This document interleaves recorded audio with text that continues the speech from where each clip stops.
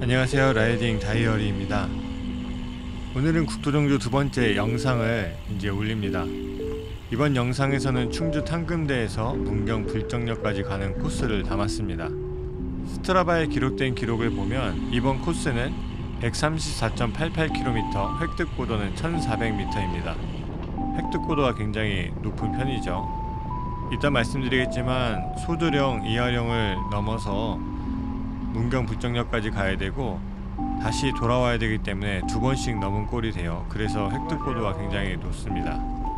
이번에 충주 탕금대에서 출발하기 때문에 충주 외곽 도로를 통해서 이제 가게 됩니다. 여기는 자전거 도로가 굉장히 잘 돼 있는 편입니다. 그런데 문제는 뭐냐면 자전거 도로가 인도 쪽에 있거든요.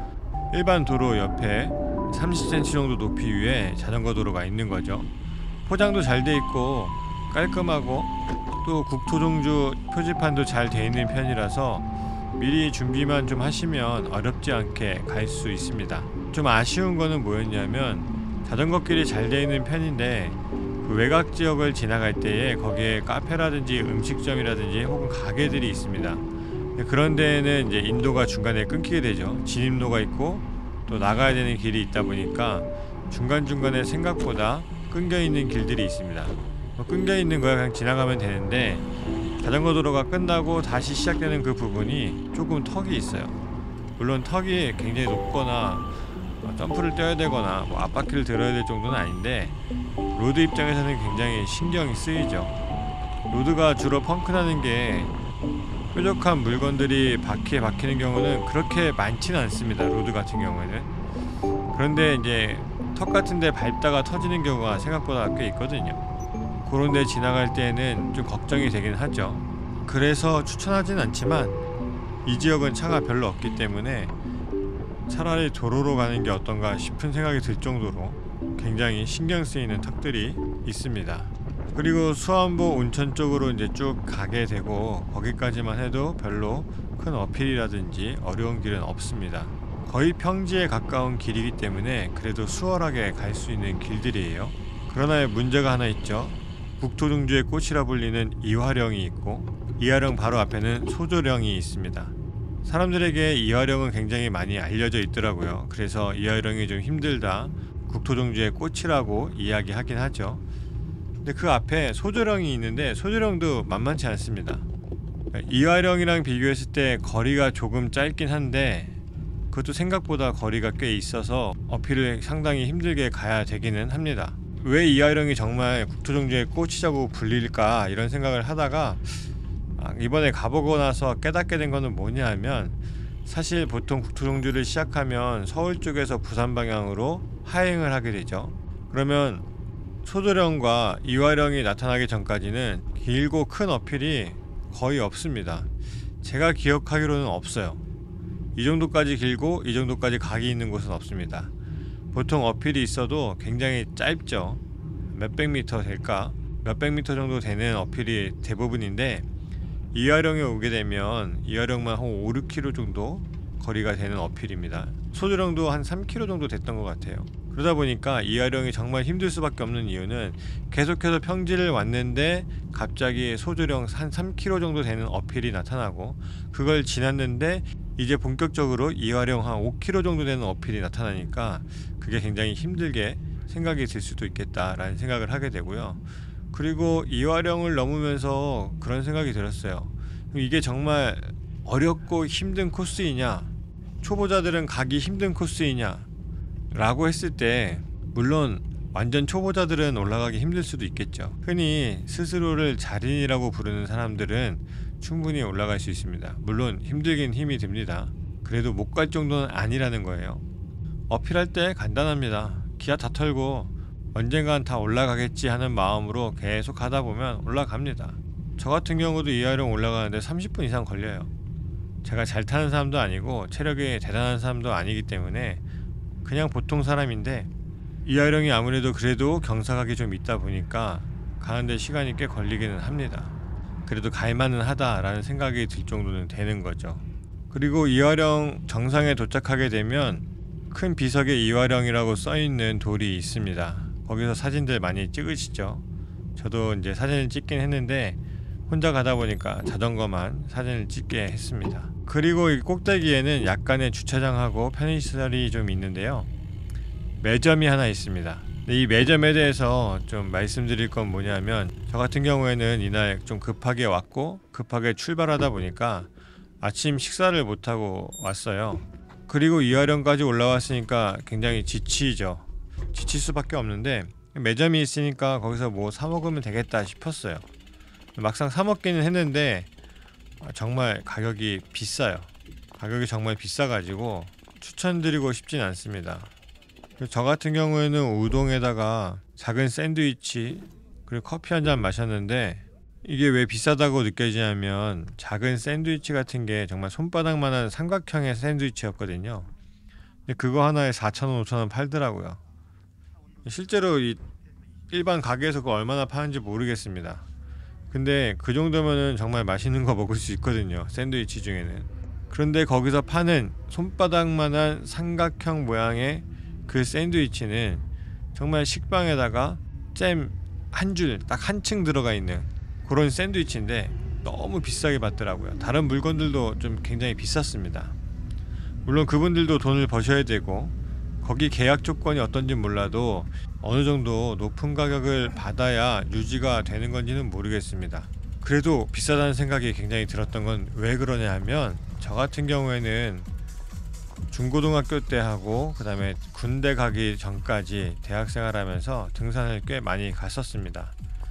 특히 대학생활하면서 그때부터는 이제 성인이니까 여름 방학을 하게 되면 무조건 짐을 10kg 이상 싸가지고 설악산을 갔었거든요. 그럼 1박 2일로 보통 갔었어요.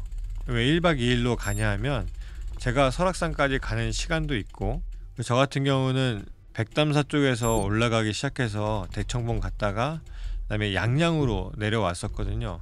그러니까 산을 완전히 넘어가는 거죠. 올라갔다 내려오는 게 아니라 완전히 넘어가는 겁니다. 백담사에서 가는 길이 조금 더 코스가 길어요.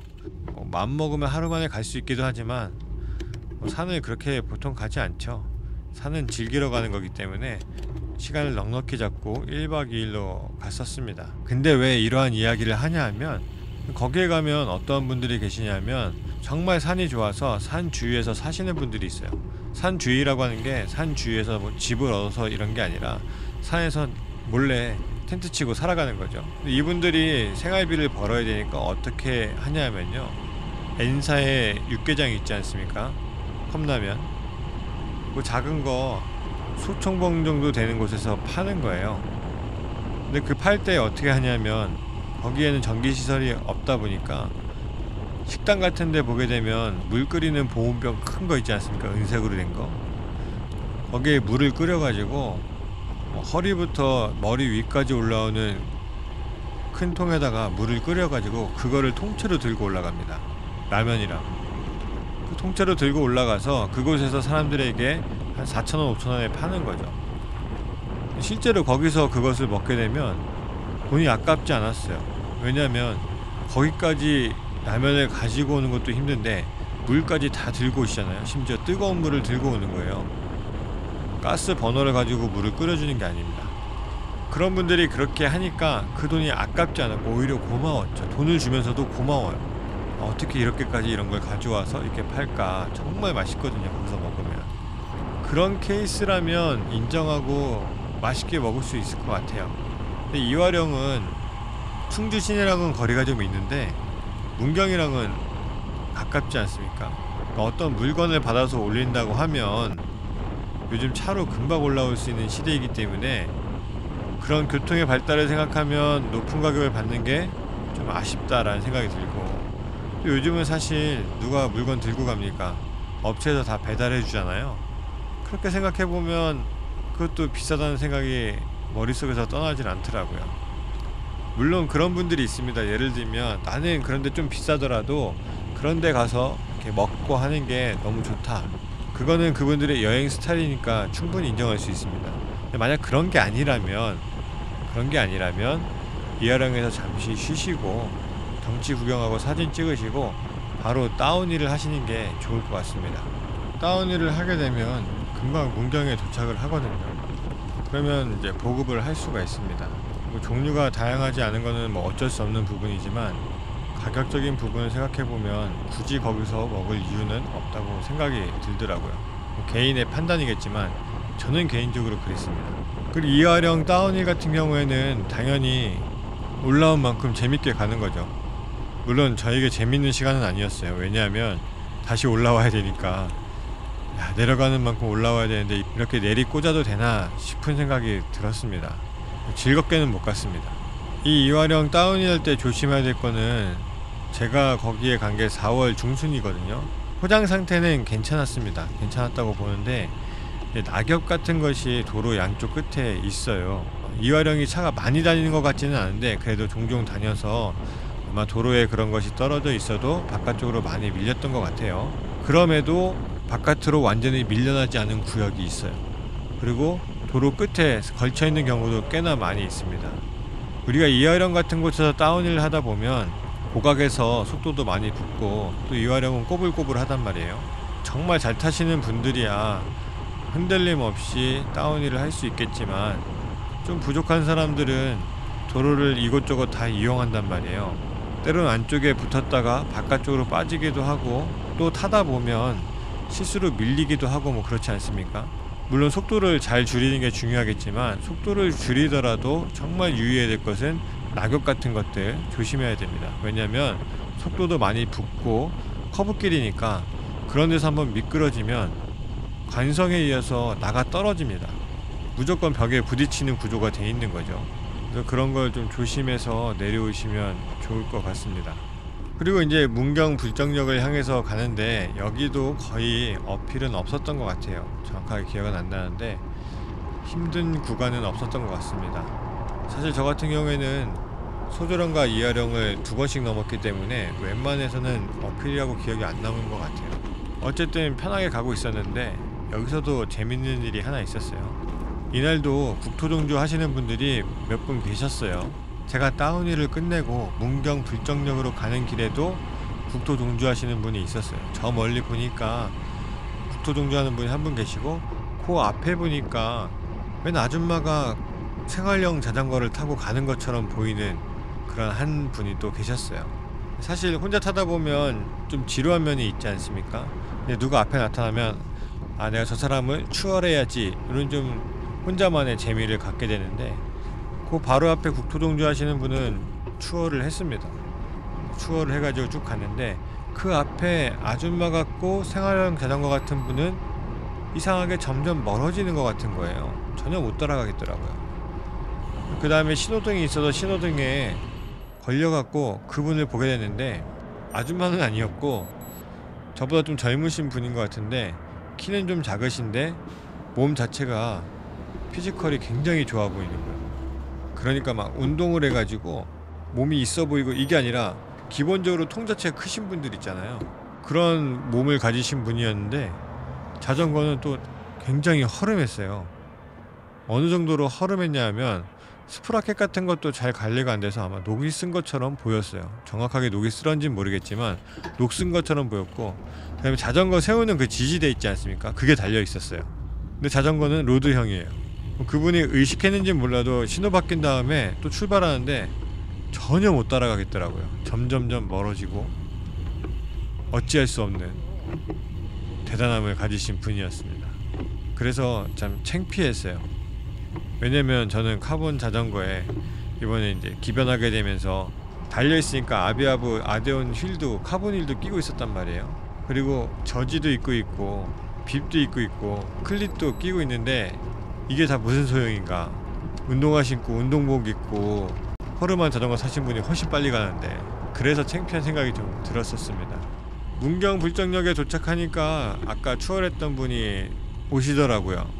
그분이 먼저 이렇게 말을 걸어주셨는데, 제가 저번에도 말씀드렸지만 이 마니아 문화라고 하는 게 참 좋은 게, 서로가 어떤 사람인지 몰라도 서로 쉽게 말을 붙이고 대화할 수 있는 그런 분위기를 조성해 주죠. 이분도 이제 국토종주를 하시는 분인데 부산까지 가신다라고 하더라고요. 그래서 오늘 어디까지 가세요? 이렇게 물어보시길래 저는 다시 충주로 간다고. 여기까지 이야기하면 별로 문제가 없을 텐데 저도 모르게 저는 휴가 때 이렇게 한 번에 국토종주할 수 있는 상황이 안 돼서 끊어서 이렇게 국토종주를 하고 있다라고 말씀을 드렸어요. 사실 어떻게 보면 좀 창피한 이야기일 수 있잖아요. 뭐 대부분의 사람들이 휴가 때 한 번에 국토종주를 하지 못하기도 하겠지만 사실 나는 일만큼 여유가 없다, 그런 상황이 안 된다라고 하는 거를 누구한테 이야기한다고 하는 게 또 전혀 모르는 사람, 처음 본 사람에게 이야기한다고 하는 게 쉽지 않은데, 그런 데서 하는 대화는 그렇습니다. 그러한 것을 특별히 이해할 것도 아니고 그런 것을 특별히 무시할 것도 아니고, 그렇구나, 누군가는 이렇게 하고 누군가는 저렇게 하는구나, 그러한 대화를 쉽게 할 수 있죠. 다시 한번 이 국토종주의 힘, 이 마니아 문화를 느끼는 순간이었습니다. 이제 다시 돌아가게 되는데요.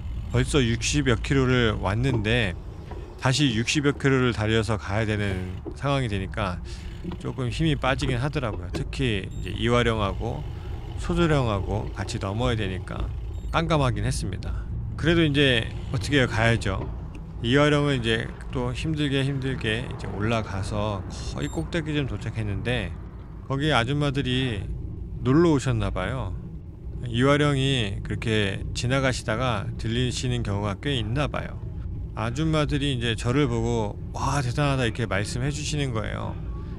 사실 자전거 처음 시작할 때는 그렇지 않습니까? 정말 처음 시작할 때 한 10km만 가도 야 내가 자전거로 10km나 갔어 라고 이렇게 생각이 들지 않습니까? 또 그러다 보면 한 50km 가는 거고, 그러다 보면 이제 100km를 넘어가게 되는 거고, 또 100km를 가는 중에 산도 넘어보는 거고 하는 건데, 그분들은 자전거를 타시는 분들이 아니니까 이화령을 이렇게 올라오는 모습을 보고 굉장히 대단해 보였나 봐요. 그래서 뭐 화이팅도 해주시고 하는데 제가 어떻게 반응해야 될지 몰라가지고 그냥 적당히 고개 인사하고 이제 지나왔었습니다. 그리고 아까 올 때 수안부 인증센터를 모르고 그냥 지나갔어요. 그래서 갈 때 이제 도장을 찍었고, 그리고 한 110km 정도 가게 되니까 자전거가 갑자기 안 나가기 시작하더라고요. 처음에는 아무리 밟아도 속도가 안 올라가길래 자전거가 잘못된 줄 알았어요.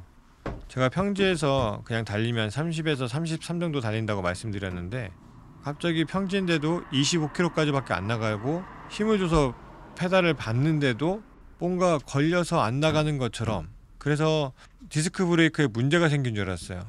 간격이 좁아져가지고 브레이크를 잡고 있는 줄 알았어요. 근데 내려서 앞바퀴를 굴려보니까 아무 문제 없어요. 너무 잘 굴러가요. 제가 체력이 떨어진 거예요.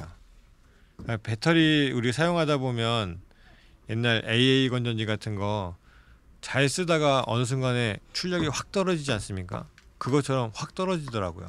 그래서 한 30km 정도를 막 초코바 입에 물고 물 계속 먹으면서 간신히 출발지까지 이제 갔었습니다. 그걸 보면서 내가 갈 수 있는 거리는 100km 초반이구나. 더 가면 가려면 갈 수 있겠는데 정말 고생하겠구나 라는 생각이 많이 들었습니다. 자, 이제 두 번째 국토종주를 마치면서 이 도전에 대해서 다시 한번 생각하게 됩니다. 왜냐하면 저는 포기하지 않고 계속 할 건데, 또 어려운 코스가 나와도 웬만하면 우회하지 않고 가려고 하는데, 올해 여름에는 비가 굉장히 많이 온다는 얘기가 있습니다. 그래서 굉장히 걱정이 되고요. 기상 이변 같은 거는 제가 어떻게 할 수가 없지 않습니까? 그래도 제가 할 수 있는 건 어떻게 하든지 한 코스라도 더 가고 노력해 보려고 하고, 영상은 4월 17일이지만 지금 거의 6월달이 다 돼가는 시기인데 지금 한 1300km 정도 탔습니다.